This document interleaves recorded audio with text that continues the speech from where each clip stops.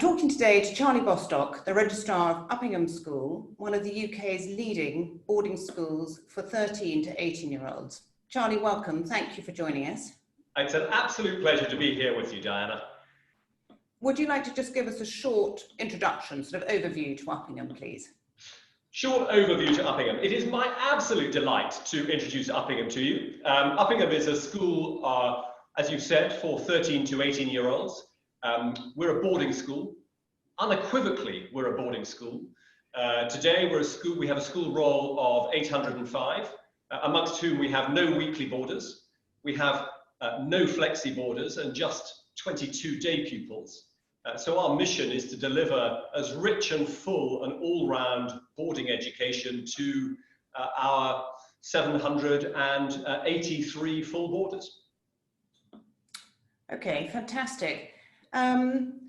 So your boarders obviously come from this country and from international, all over the world. Could you sort of just say how those break down in terms of numbers, UK, international? I think there are lots of important distinctions about Uppingham. One is this whole business of our being a boarding school. And you know, why are we a boarding school? We're a boarding school because we want to deliver that all-round education.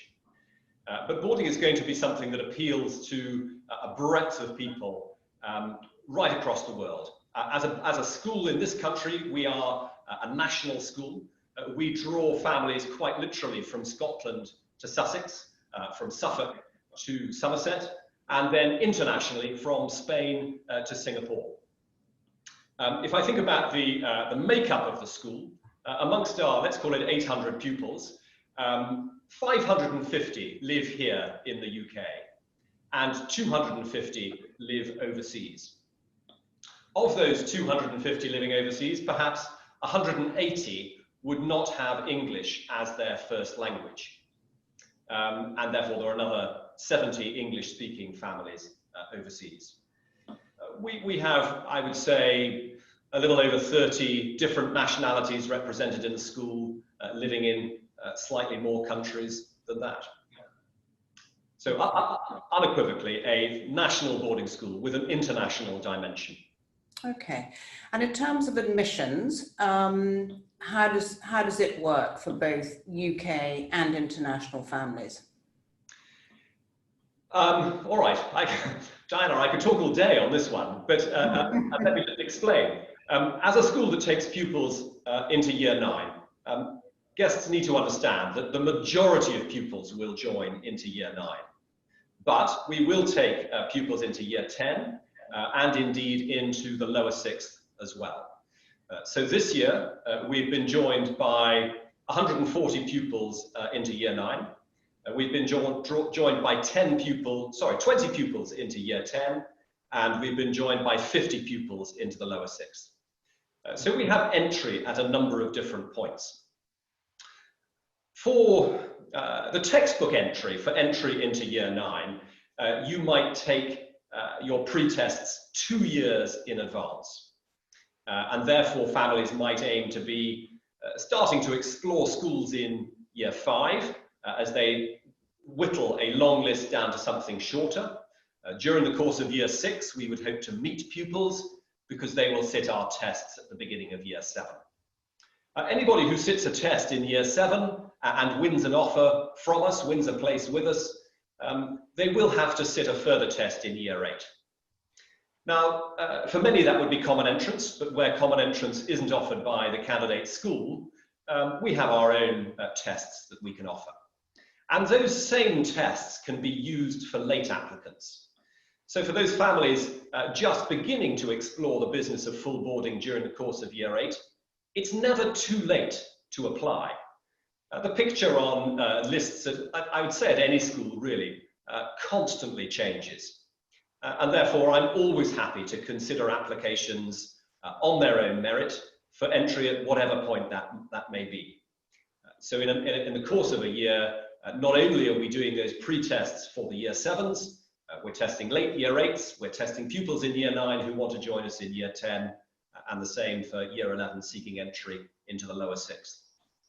Coming into the lower 6th, we're recruiting, we're increasing the size of that year group by 25%.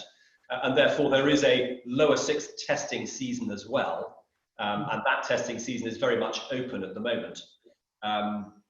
Typically we would aim to test through the course of late October, second half of October and early November, so that we can then make offers at the beginning of December.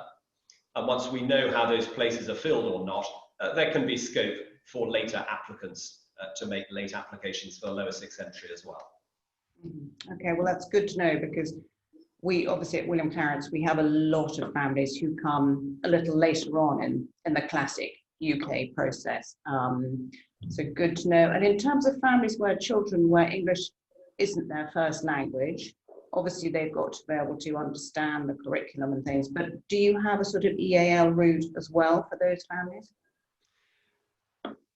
I said a moment ago that we would consider every candidate on their own merits. Now, anybody sitting a test with us is going to be tested, broadly speaking, in maths, English, and face an interview. There will be, perhaps, depending upon the point of entry, there may be one or two other tests associated with that as well.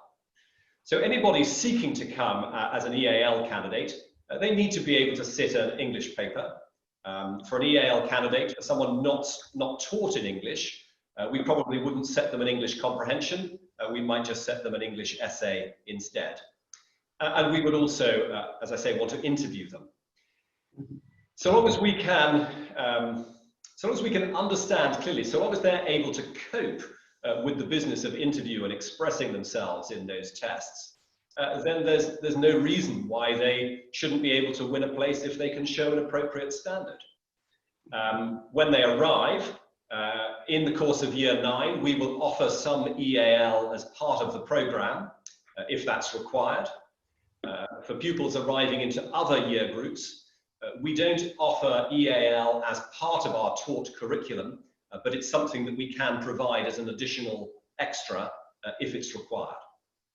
So there's a sense in which EAL families, EAL candidates do require a pretty proficient level of English to be able to make a successful application. Okay, understood. And at the moment, of course, hot topic with COVID. How is the school, how is Uppingham sort of dealt with everything with that? How is it going first half of this term? I think every challenge has got to be seen as an opportunity, Diana. And there's every sense in which leadership under Richard Maloney has seen COVID as an opportunity. It's not necessarily one we've relished, but actually the whole business of launching Uppingham online through the course of the summer term, that worked really well. And it was really, really heartening to see how much positive feedback we received from our families. And interestingly, one or two of those overseas families who then returned to their schools in Europe actually found the online provision there not so good and asked if they could come back to Uppingham after all. So the online facility has been good, but actually we're back now as a school. Richard Maloney made it absolutely clear he wanted the school to open. And the only way we can do that is to make sure we have an appropriately secure, we have appropriate biosecurity. So we insisted that every pupil had a COVID swab before term started, and pupils were only able to begin if they were COVID negative. Since then, every time somebody shows a symptom, which in this season of flu and colds is reasonably often, we might have to test that pupil, put their little house year group into isolation. The tests are readily available.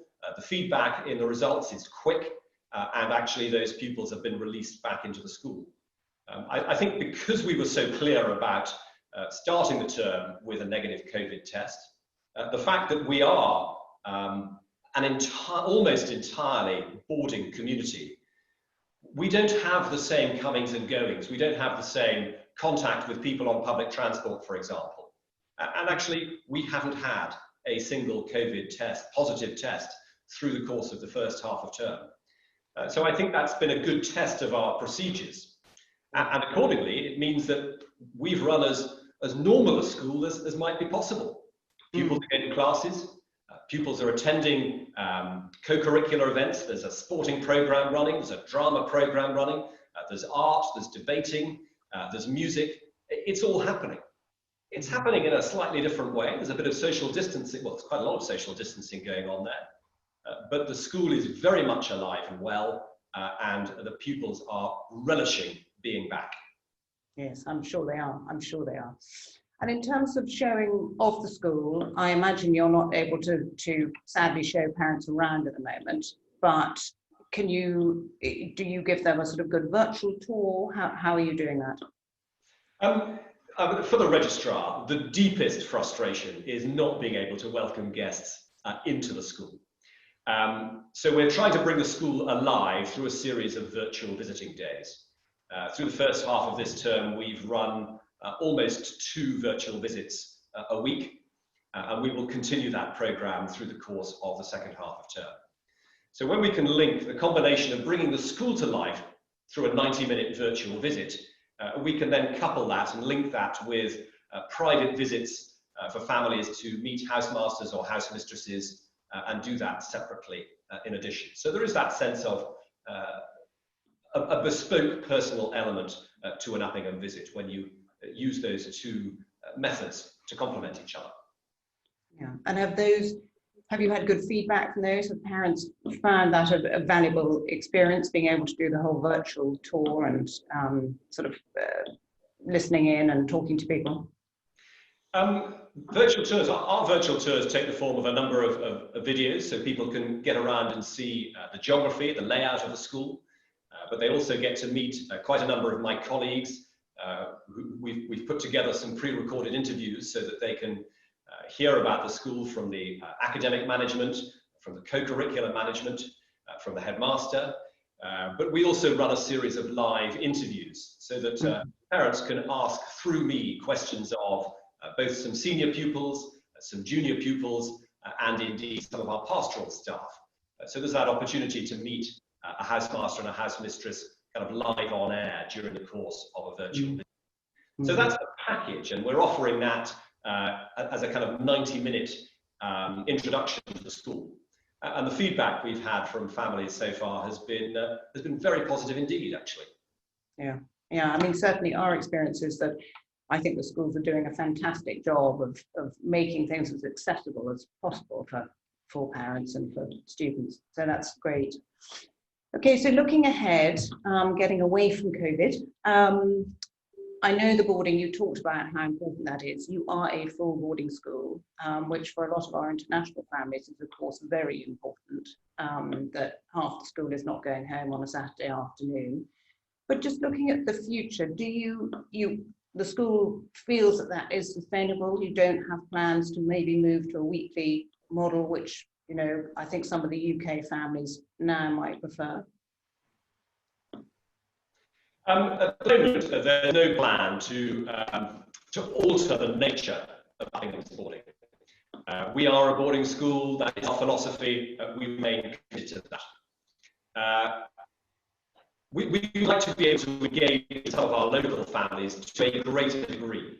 So we're exploring how to increase the size of the school modestly to engage with a small number of additional day pupils.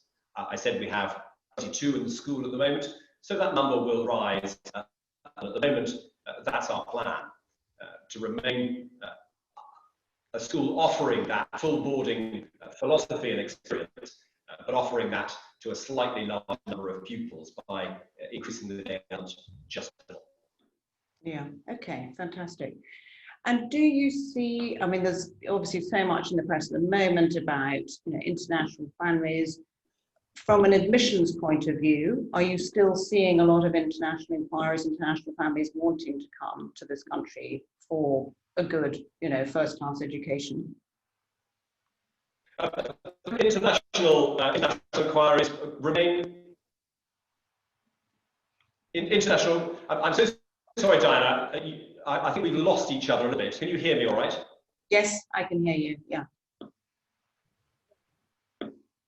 Okay. Our international families that market at the moment seems to the first 5 weeks of this term, we've been interviewing families literally across the world. We've had expressions of interest from sorts of different people. And I haven't had time to do the analysis to see if the numbers of applications have dropped or not, and how things have changed. But certainly given how busy my team in the office are, the registrations from international families are still coming through thick and fast. Yeah, I mean, that's very much our international. Yeah. Well, I also think there's a sense in which international families recognize the opportunities given by schools that do have a real commitment to boarding. And that's part of why we don't want to into one of weekly boarding. Okay, all right. Well, Charlie, thank you so much for that. That's really very interesting, good overview of where you are now. Thank you so much for joining us today.